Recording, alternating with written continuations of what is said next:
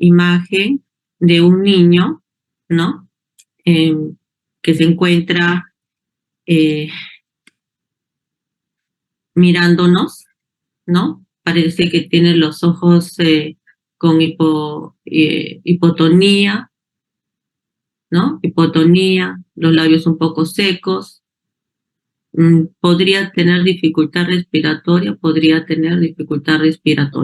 ¿no? Pero definitivamente es un paciente que tiene que pasar a la emergencia, ¿no? Y yo tengo que hacerle mi triángulo de evaluación o de valoración pediátrica, ¿no? Entonces, en esa apariencia, ya hemos dicho que vamos a ver en esa apariencia el tono muscular, ese paciente parece hipotónico, ¿no? Si interactúa, ¿no? Está con la mirada fija, probablemente no interactúa, ¿no? Eh, el consuelo, si la persona que lo atiende realmente, ese paciente se tranquiliza, se calma, bueno, es indiferente. Yo miro a ese niño, ¿no? En lenguaje, probablemente no responda nada, ¿no? Entonces su apariencia aparentemente estaría alterada en este paciente de la foto, ¿no? Con respecto a la respiración, también vamos a valorar, ¿no? Podríamos decir que este paciente podría tener o no tener dificultad respiratoria. Acá aparentemente podría tener, lamentablemente no es un video, ¿no? Como para poder decir si tiene o no tiene, pero hemos dicho que en la respiración nosotros vamos a escuchar ruidos anormales, aparte de los signos del estrés respiratorio que pueda tener el paciente, ¿no? Tercio inferior, tercio medio y por encima de la mamila, ¿no? Para ver los grados de dificultad respiratoria, solamente observando y escuchando, ¿no?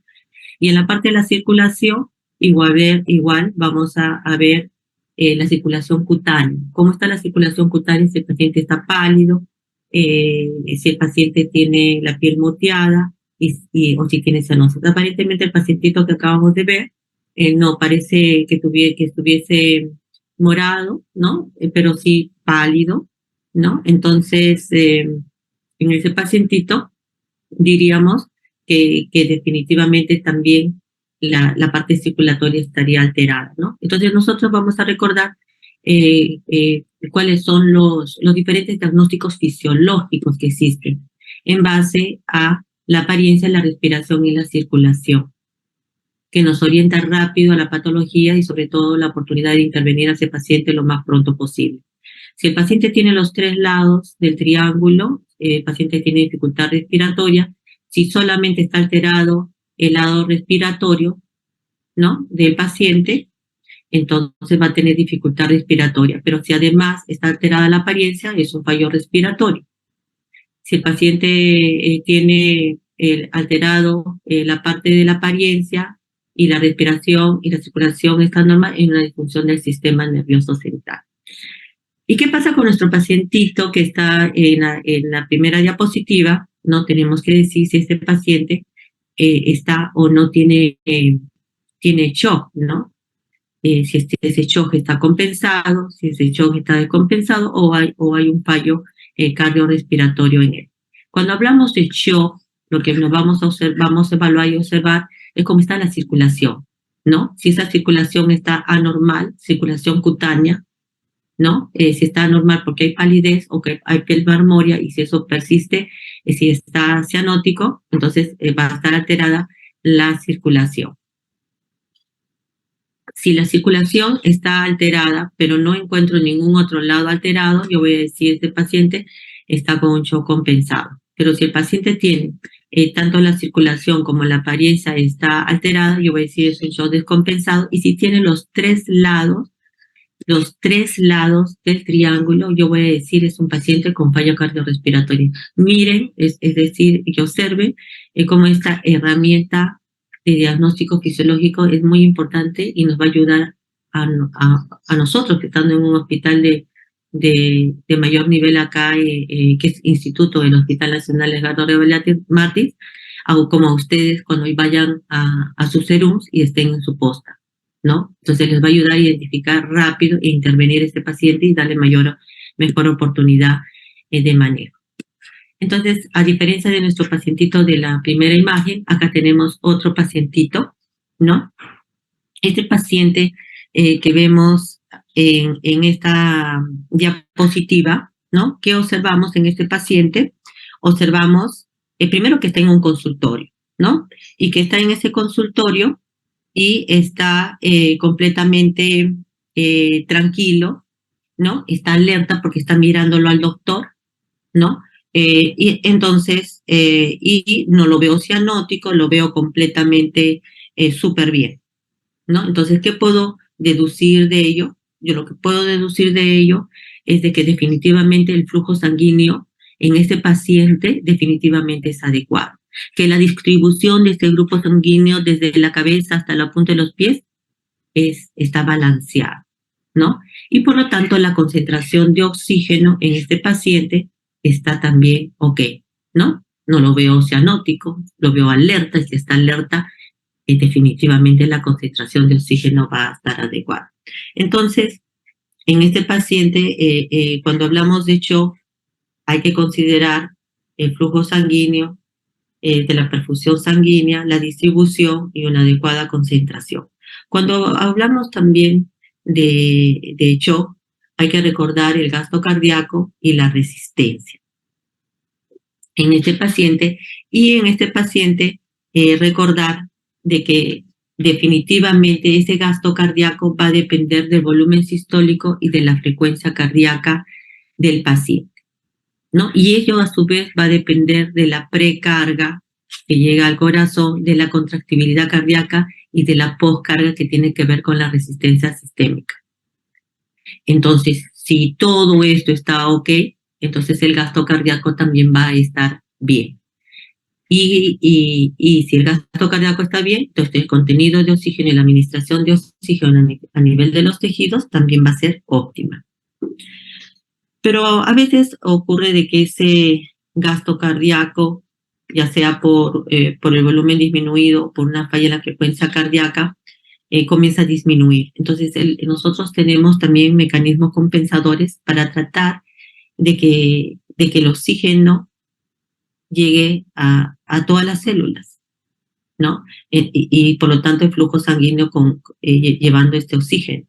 Entonces, para eso, los mecanismos compensadores que tenemos es la taquicardia, el aumento de la, de la resistencia mediante la vasoconstricción, aumentando la contractibilidad cardíaca, es decir, el corazón comienza a bombear más rápido, ¿no? Y nosotros clínicamente auscultamos y el paciente va a estar con taquicardia, ¿no? Y hay un aumento del músculo liso para aumentar la presión arterial, ¿no? Entonces, probablemente este paciente ya lo estamos mirando y de repente ya comenzamos a ver que su piel va cambiando y que se va poniendo un poquito más pálida por la vasoconstricción, ¿no? Y si lo tocamos, está un poquito fría. Entonces, esos son los mecanismos compensadores que normalmente ocurren. Entonces, ¿cómo vamos a definir shock?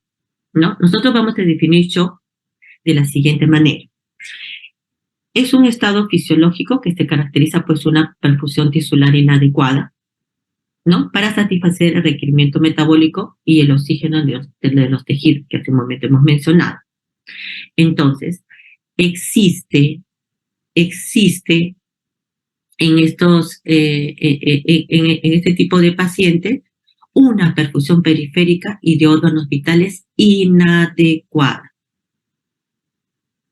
Yo me imagino, y digo shock, entonces en shock siempre va a haber un desbalance entre el aporte de oxígeno y una demanda incrementada de oxígeno. Entonces acá tenemos dos pacientitos también que pueden llegar al servicio de emergencia pediátrica.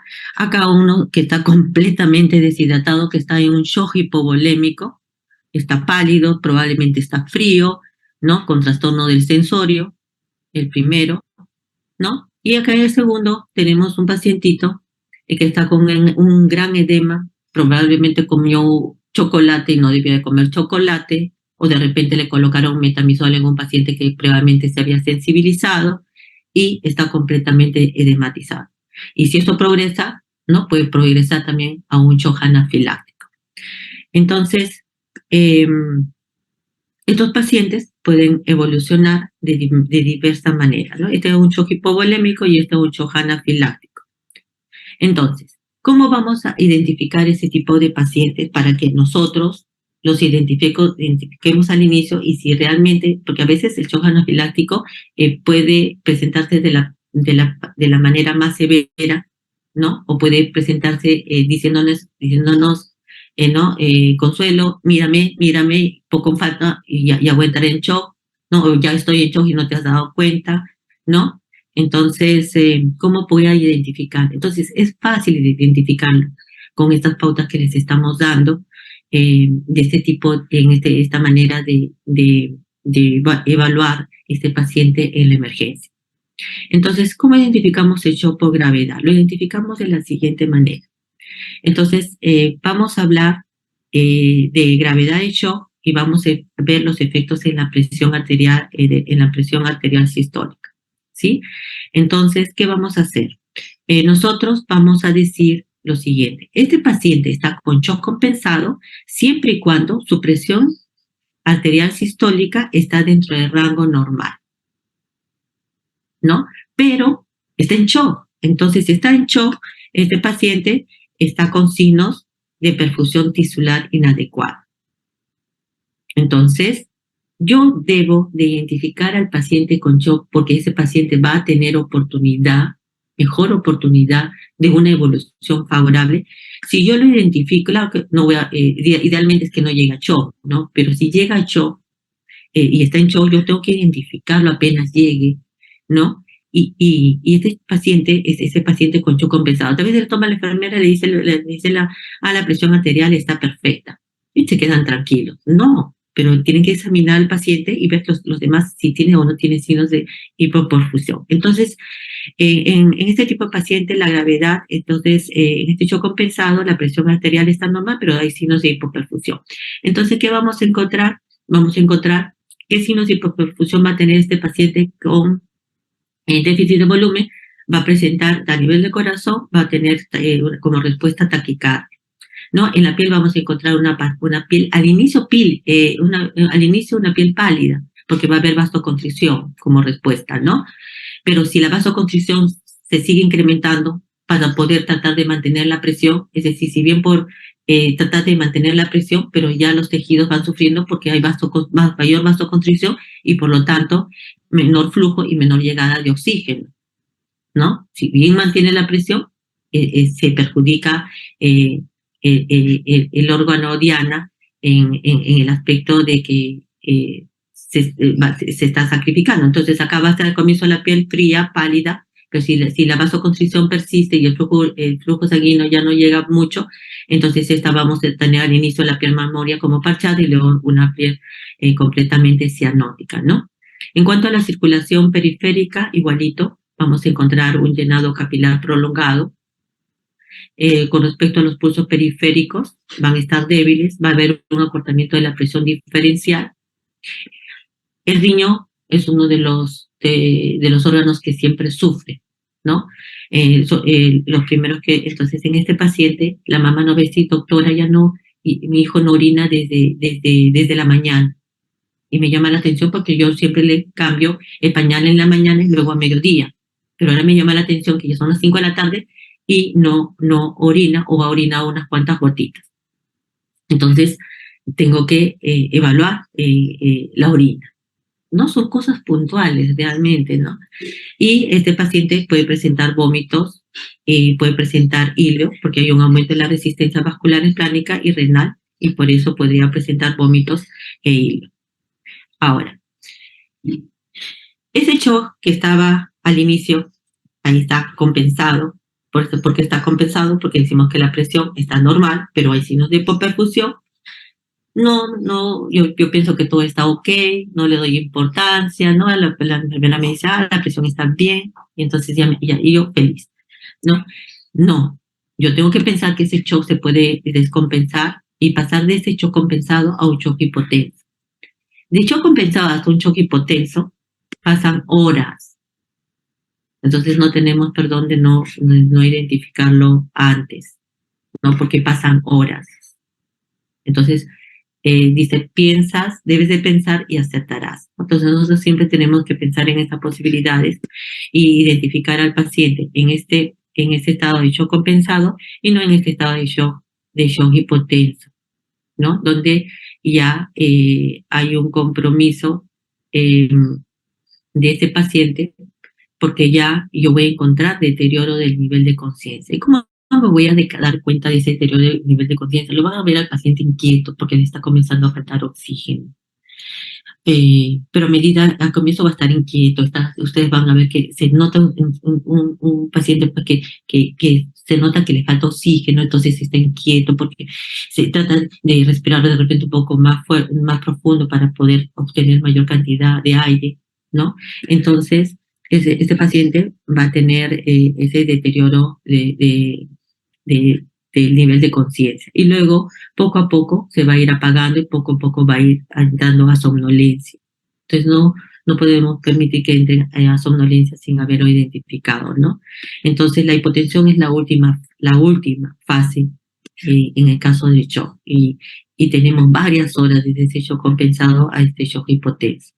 Y de ese shock hipotenso a una insuficiencia cardiopulmonar y paro cardíaco solamente son minutos. Hay una manera práctica y fácil de recordarnos, de trabajar con la presión sistólica y ver qué presión, si la presión sistólica nos dice este paciente está bien, ¿no? Y cuando, por ejemplo, no tengamos facilidades, entonces vamos a decir que la presión sistólica es igual a 70 milímetros de mercurio más la edad por 2 en años. Entonces, si encontramos la presión sistólica que está dentro de este rango, estaríamos tranquilos, ¿no? Pero si está por debajo de eso, hay que preocuparse y hay que volver a revalorar y evaluar al paciente. Estos son los diferentes tipos de shock que tenemos: el shock hipovolémico, el shock oxitrivo, el shock cardiogénico y el shock distributivo, ¿no? A la larga, siempre los órganos que van a sufrir es al inicio el riñón y luego siempre el cerebro. Entonces hay que vigilar estos dos aspectos importantes, ¿no? Da pena, pero sí tenemos, ¿cómo se llama?, que vigilar, ¿no? Porque nuestro cerebro sufre daños neurológicos irreparables, nuestro riñón sufre y también puede quedar dañado. Entonces, tenemos el shock hipovolémico. La causa más común de shock en el paciente pediátrico es el shock hipovolémico. Existe pues una deficiencia absoluta de volumen sanguíneo intravascular. Tenemos lo siguiente, tenemos en este lado el shock no hemorrágico y tenemos el shock hemorrágico. De los shock no hemorrágicos, ¿quién no ha ido cuando era pequeño a la emergencia o a la consulta del médico por diarrea, vómitos, por golpe de calor, de privación de agua, por algún problema farmacológico, ¿no? Por quemaduras, en el caso de los pacientes crónicos, los nefrópatas, ¿no?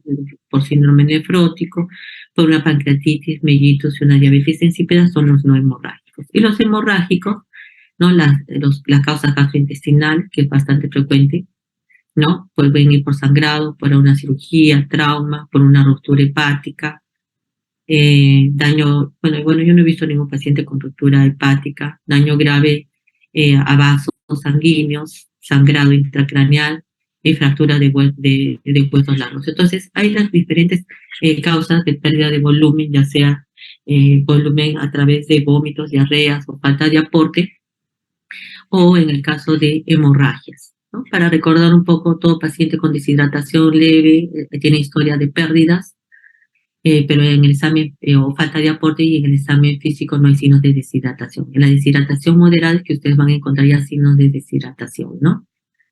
Van a encontrar paciente con bastante sed, no van a tener paciente con hipotonía, un llenado capilar prolongado, comienza a disminuir el flujo sanguíneo, ¿no? Pero ya en el paciente con deshidratación severa, es el paciente que ya en la deshidratación moderada está irritante, en la deshidratación severa está somnoliento, ¿no?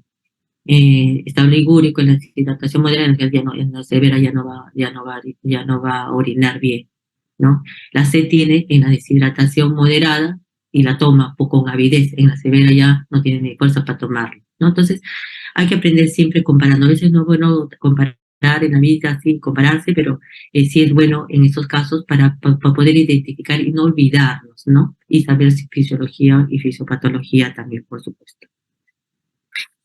Hasta acá tenemos el shock hipovolémico. Entonces, el shock hipovolémico, la precarga va a estar reducida, la contractividad estaría normada o incrementada, ¿no? Dependiendo del grado de deshidratación, y la poscarga va a estar aumentada. En este shock hipovolémico que vemos en la evaluación primaria, ¿no? En la vía aérea, por lo general va a estar permeable, el paciente va a estar consciente.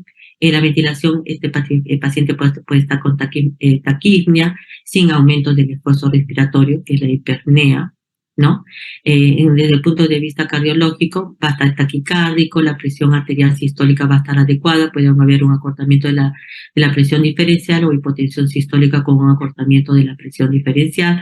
Los pulsos periféricos pueden estar al inicio débiles, después de grado dependiendo si del grado de severidad de la deshidratación, ¿no?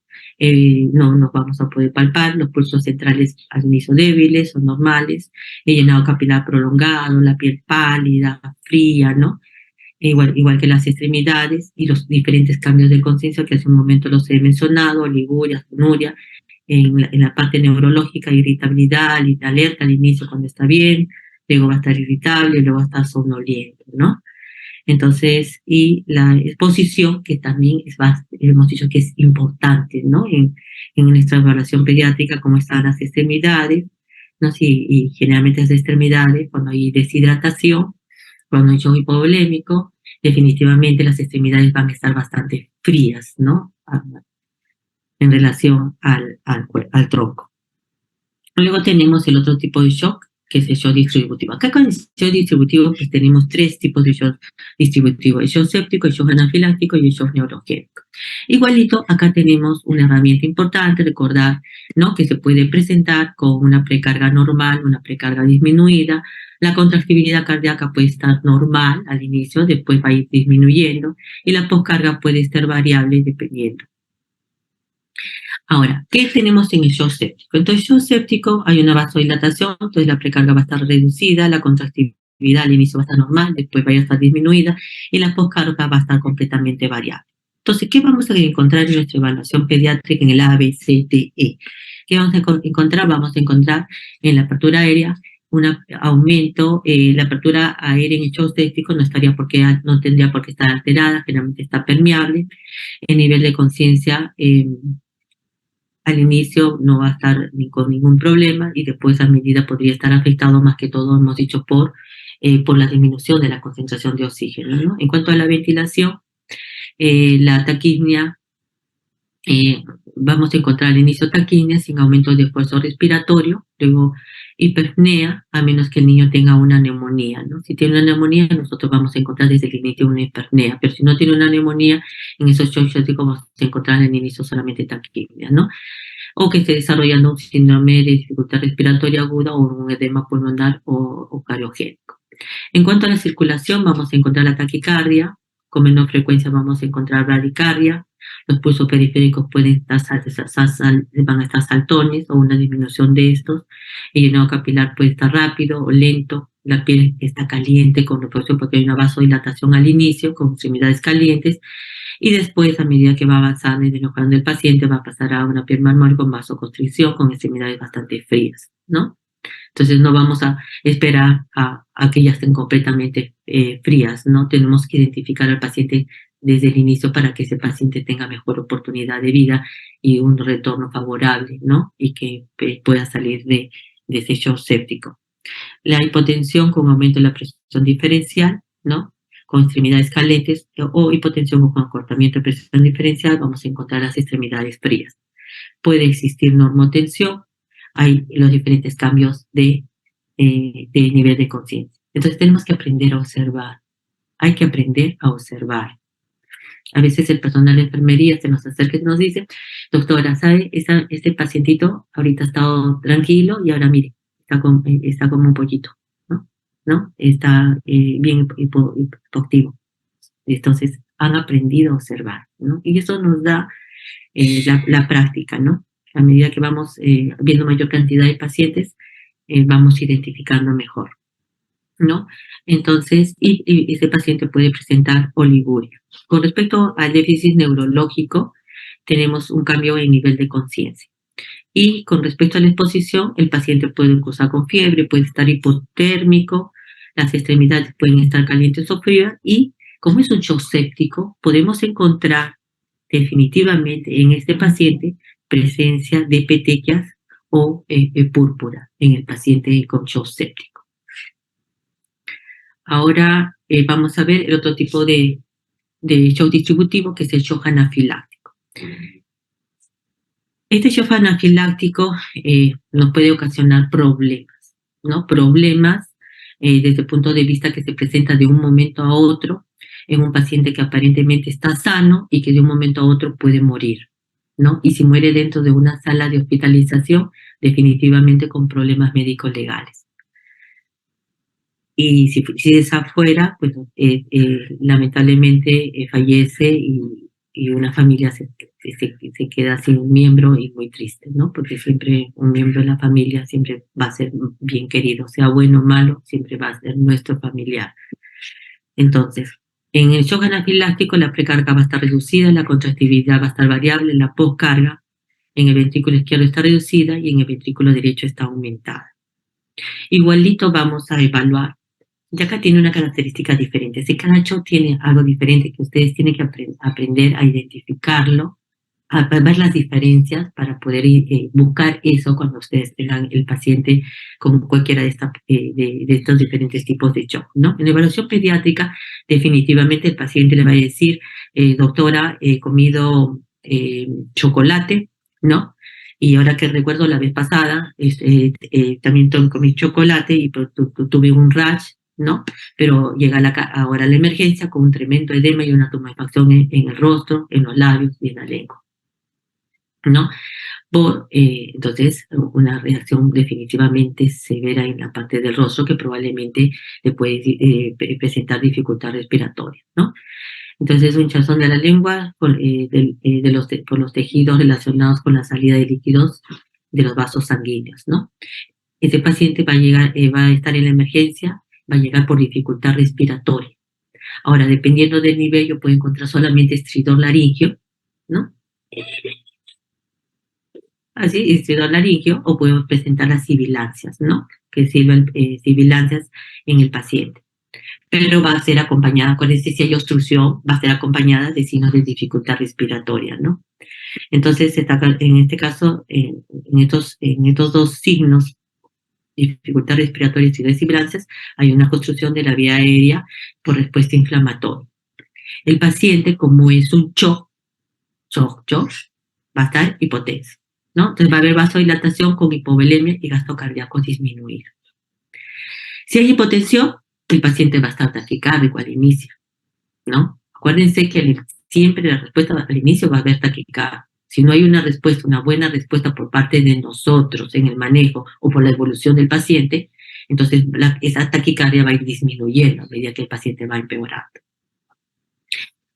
Entonces, esa taquicardia de ese paciente, ¿por qué? Porque en este paciente, como es un shock anafiláctico, hay una vasodilatación con una hipovolemia y un gasto cardíaco disminuido, ¿no? La presión cae en un paciente con shock anafiláctico, por eso es shock y tengo que darle volumen, ¿no?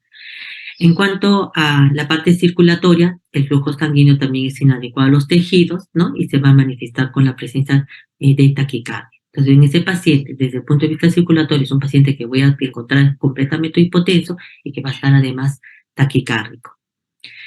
Como este paciente tiene angioedema, no puede respirar, toda la vía respiratoria se está cerrando, imagínense la angustia de estar despierto y que te estás asfixiando, ¿no? Entonces va a tener esa ansiedad y esa agitación porque le está faltando el aire, ¿no? Y la concentración de oxígeno va a estar baja. Bueno, y en la piel va a liberar, si es un problema alérgico, liberar esta mina y voy a encontrar un paciente con manchas, con lesiones urticariales en la piel, ¿no? Entonces, esa es la característica del paciente con shock anafiláctico. Y luego tenemos el shock neurogénico. Ese shock neurogénico tenemos la precarga reducida, tenemos la contractividad normal y la postcarga reducida.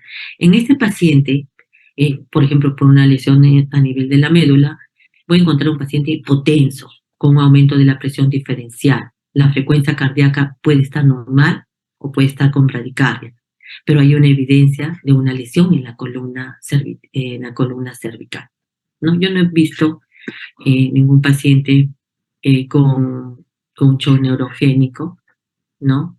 Bueno, hasta el momento no he visto este tipo de shock ahí en la emergencia. Los otros shocks, sí, a cada rato es bastante frecuente. Nosotros hemos tenido en el servicio shock, shock hemos tenido 3 shocks anafilácticos. Uno ha sido por el metamizol, el otro ha sido por la vitamina K, y el otro ha sido por, no recuerdo ahorita, pero hemos tenido 3 shocks. De esos 3, por el metamizol, hemos tenido 3 shocks. Y falleció el paciente con el metamizol, ¿no? Entonces esa paciente había estado recibiendo metamizol y se sensibilizó. Siempre es importante optar, siempre, si el paciente puede tomar un medicamento por vía oral, es mejor que tome por vía oral, ¿no? Que por vía, aplicar el medicamento por vía endovenosa. Esta paciente falleció hija de una técnica que se le colocó el metamizol y se sensibilizó al metamizol. Había estado recibiendo metamizol previamente antes, no había presentado, nadie había identificado algo que le llamaba la atención, y se coloca nuevamente el metamizol y pasa un shock anafiláctico y no se habla de shock. Entonces, se puede presentar en cualquier momento. Tenemos siempre que estar preparados, por eso hay en todas las salas de hospitalización siempre un coche de paro donde están todos los medicamentos que se necesitan ante una emergencia. Y ustedes también, cuando se vayan a su centro, pues tienen que tener todo a la mano. Entonces, el shock neurogénico, y por último tenemos este shock cardiogénico, ¿no? Donde hay una disminución de la perfusión tisular y por lo tanto va a ser acompañada también asociada a una disfunción miocardial. Acá, pues definitivamente, si estamos hablando de shock cardiogénico, pues ese paciente tiene una cardiopatía congénita, una miocarditis, una miocardiopatía, la presencia de arritmia. En los pacientes con sepsis también puedo encontrar shock cardiogénico. En